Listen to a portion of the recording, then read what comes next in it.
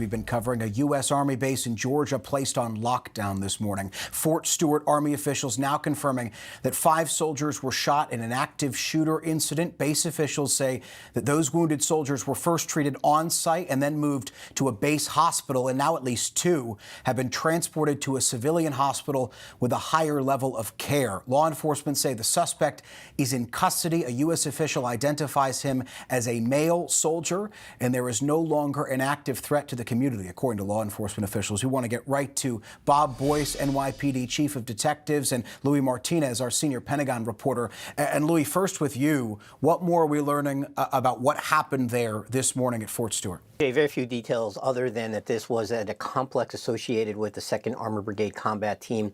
Brigade combat teams are what make up divisions, in this case the 3rd Infantry Division, which is made up of about 20,000 soldiers.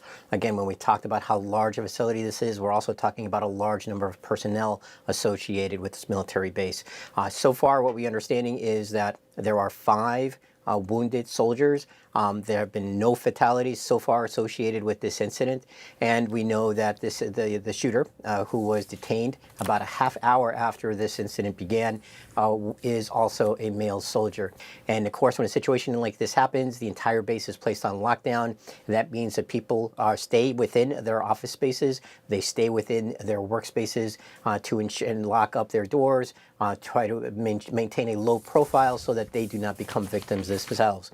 This is something that has become quite a regular occurrence at military bases in the wake of some of the previous incidents that we have reported on back in Fort Hood back in 2009 and 2013.